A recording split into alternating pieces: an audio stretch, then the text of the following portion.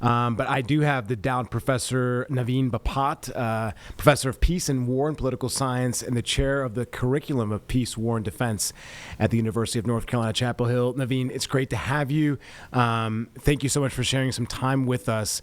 I want to set the scene because I don't think a lot of Americans understand some of the history of South Africa, right? So let me just set the scene here first.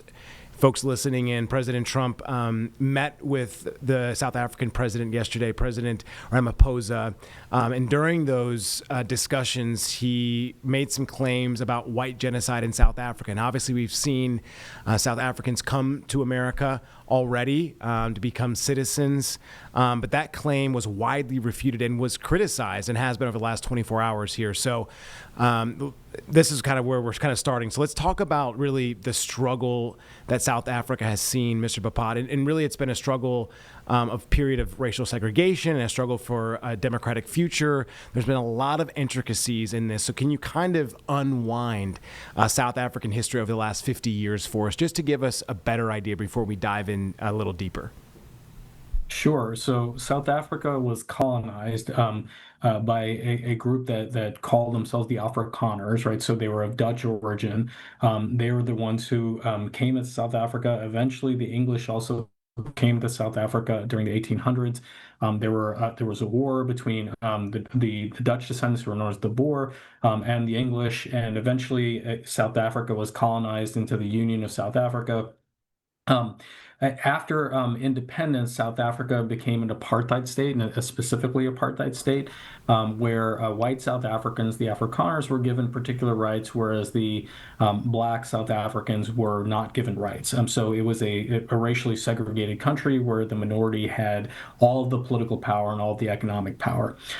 There was a long period of struggle for the black Africans to try to achieve their some degree of independence and earn their equality. And then in the 1990s, Nelson Mandela famously shook hands with F.W. de Klerk, who was the Prime Minister of South Africa, and we had a period of transition where South Africa moved into a democracy where it is today. In that transition, it's difficult to do that, right? There's hundreds of years where Afrikaners were dominating the political landscape and the economic landscape. We are seeing a multiracial democracy in South Africa today. What we do see, though, is there's a legacy of apartheid where the Afrikaners, the white Afrikaners, have most of the economic power and most of the land in South Africa today, which is, I think, what President Trump was talking about, that there may be threats to the white Afrikaners. But there really doesn't seem to be any basis of that. What we are seeing is that South Africa has a very high crime rate, which is consistent across multiple groups of people. But again, there's a large number of white Afrikaners that have land, and as a result of crime, it might seem like there's a tax on the land. So that, again, is just part of the larger general amount of crime in South Africa. It doesn't seem to be what is the textbook definition of genocide. Awesome. You laid that in layman's terms perfectly, especially for somebody like me. I think a lot of Americans understand and kind of remember who Nelson Mandela was, but may not remember with the struggle he came out of, right? The 20 plus years he was in jail, and really why. So thankfully you put that in perspective for us. So Mr. Bapat here, so we go now, and I feel like we have two different issues, right? And there's been a law recently about land redistribution. So can we talk about that first? And really, if you can go back and talk about how, right, the white Afrikaners have a lot of the land and how that correlates to some of the violence that the president was speaking of, again, just to kind of flesh that out again for us, if you wouldn't mind.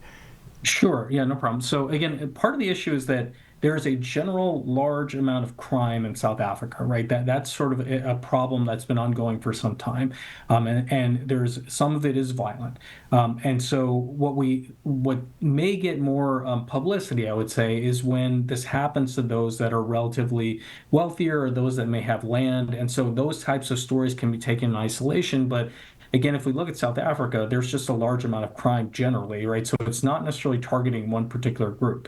Now, if we tie that into this law that you refer to with South Africa, which is basically, again, to sort of put it very simply, it gives the government the power to take land without compensation, And that might be seen as a way to redistribute wealth from those that have it and those that have land to those that don't. But I should emphasize that that law has not been utilized in any real significant way. As was pointed out by the president of South Africa yesterday, the United States has a similar law in eminent domain, right? So that's not, it can by itself, that's not so shocking, and it doesn't indicate any sort of large scale effort to basically take away land from the white Afrikaners or anything like that. Though there are some parties that have tried to play that stuff up, but it doesn't seem to be a large systemic policy. Interesting. Thank you. And then in this larger issue of genocides, I think, in my estimation, that can be a very slippery slope, especially when you have the president of the largest democratic nation in the world, right, talking about and maybe saying there's a white genocide. That can be very intrusive in certain respects, especially to the history of South Africa. And I don't want to necessarily say that's not happening, but based on your perspective, is that true? Is that a true statement that the president was saying, or was he trying to elicit more of a response in your estimation based on the violence that may or may not be seen? Is that the right thing to ask there? Sure. Yeah. So I can't speak to his motives, but what I can say is that if we use the definition of genocide that is typically used by the UN and typically used by political sciences, to which there is an effort by one group to try to systematically destroy another group and sort of erase them from existence. That's not what's happening here, right? And so I think we could come to a pretty fairly easy conclusion that there is no genocide that's being conducted here against white South Africans. And the interesting thing is that in the White House yesterday, you had white South Africans that were saying basically the same thing, that there is no sort of white genocide. It is something that has been picked up by some political parties that are quite small in South Africa and has been played up, right? So there are some people that will say, yes, there is a genocide, but it's not systematic. It's not white across the board. There just doesn't seem to be any evidence to support those claims. Again, it requires the systematic destruction of a people, which we're just not seeing in South Africa. And I did want to ask you about this because it seems, or it feels a little bit uncomfortable in certain respects, right? We see a ton of what the government is calling undocumented immigrants being detained by what we believe to be ICE and maybe either held in certain respects or going back to their countries. Now, we just saw 59 white individuals from South Africa come to the United States, right, based on what the president said, and seeking, I guess, asylum here in the United States. How, in terms of what you're looking at, is this more of an open door situation that we're going to see in this sense? Is this a way for more South Africans to make their way to the United States? Or is this a way for all South Africans to maybe seek asylum in the United States? Because, like I said, there's kind of a juxtaposition going on, right, with certain individuals within the United States, whether they're leaving or coming. Yeah, no, that's a really important point, right? So I think in this particular case with South Africa, those that would be allowed to enter the United States would be those that are seeking asylum from what the president has called a genocide, which, I think we can argue really isn't happening. So it's targeted to a specific group of people. I don't think it applies generally to all South Africans. I think it applies sort of specifically, narrowly to this group of Afrikaners that claim that they are facing persecution. There's just not that many of them. Okay. That is an interesting point to sort of juxtapose that with the president's sort of general refugee policy, which has been an effort to try to tamp down the number of people that come into the United States seeking asylum or seeking refugee status. That has been general across the board. I'd say certainly if we look at refugees coming from South America, from Central America, there's been an effort to clamp down on that. So there is certainly something different that is happening about these particular group of individuals, and it does sort of tie to their status as Afrikaners, which are traditionally the white individuals in South Africa that had privilege at one point in time. Thank you so much for addressing that, because like I said, it does seem like a juxtaposition.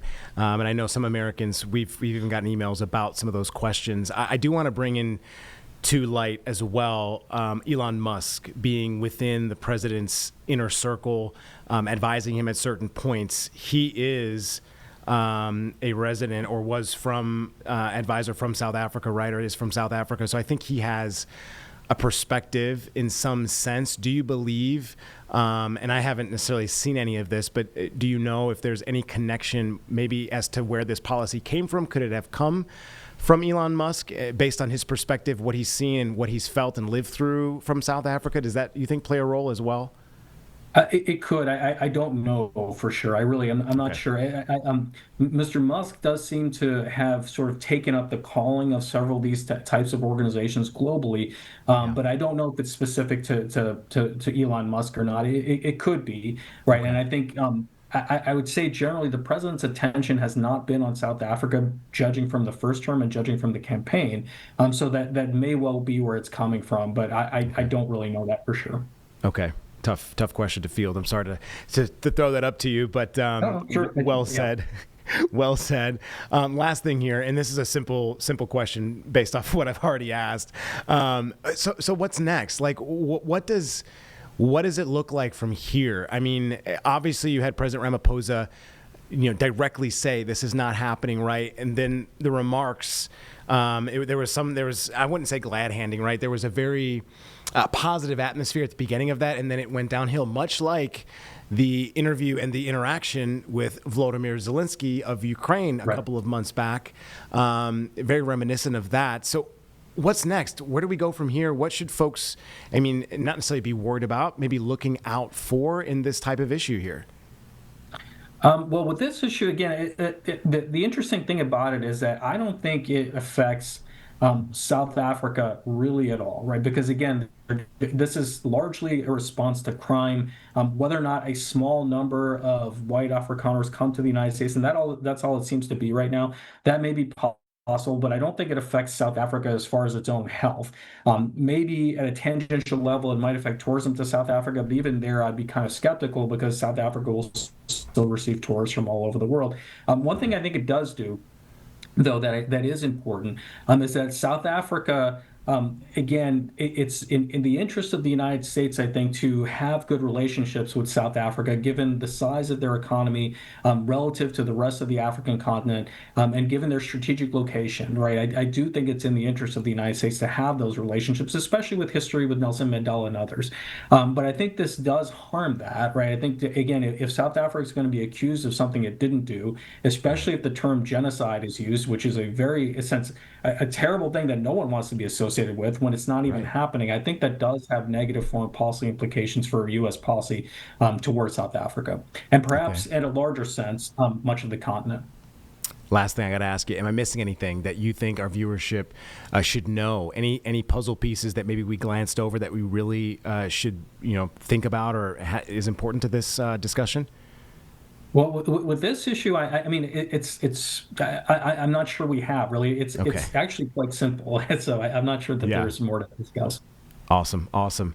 Man, you are an expert, Naveen Bapat. I hope you join us again. He is a professor of peace and war and political science and the chair of the curriculum of peace, war, and defense at the University of North Carolina, Chapel Hill. He has an amazing score on Rate My Professor, by the way. So if you go to Chapel Hill, you got to take this guy's courses. I only wish I was back at Chapel Hill to learn from you as well, Mr. Bapat. So thank you so much for your time, and have a great Thursday evening, my friend. Thank you. You too.